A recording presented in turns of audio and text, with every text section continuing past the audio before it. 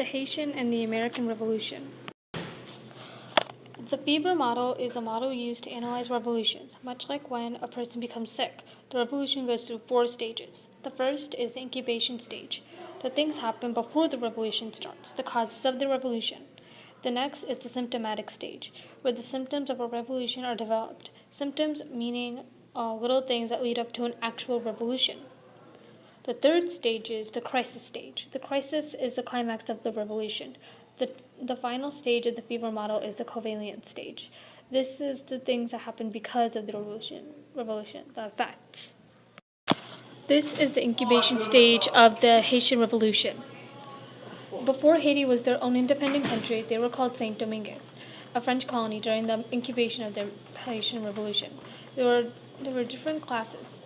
The petit blancs were the poor whites. The rich whites had the money and slaves. The mulattoes were free people of color but oppressed by the whites, and the slaves were at the bottom of the social ladder. During the symptomatic stage. After the French Revolution, the Haitian Revolution started. A man named Toussaint would start bringing things into action. Now to the crisis stage. The revolution happening meant something different for everyone. For the slaves, it was freedom. For the poor whites, it was more money. And for the mulattoes, it was more rights to be known as real citizens. And for the rich whites, they wanted more trading freedom. It was the only completely successful revolt led by slaves in history.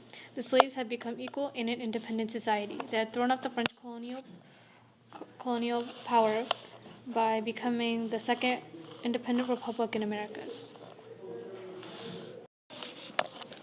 Saint Domingue declared their independence from the French in 1804, January the 1st, and they remained as the Republic of Haiti, which means mountain or rugged in their native language.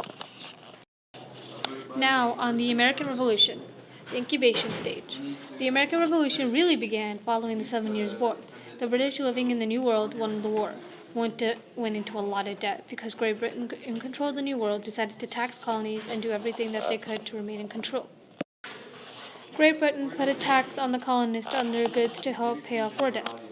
The colonists were obviously upset about this act and started to boycott on all goods with the stamp on it.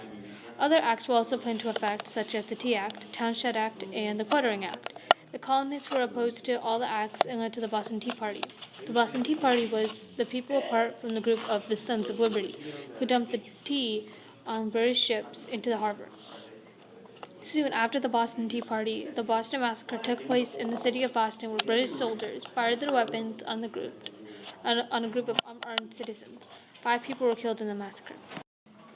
The Battle of Lexington and Concord, the first few battles that took place during the Revolution. Many other battles took place, such as Bunker Hill and the Battle of Trenton and Valley Forge, where General George Washington trained his men how to fight, along with a French captain, and took 2 towns in one night.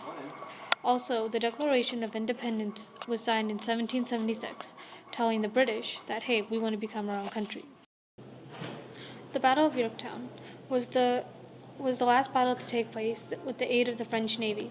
George Washington was able to drive back the British to the sea and where the French kept from escaping, thus the British surrendering and signing the Peace Treaty of Paris in 1783.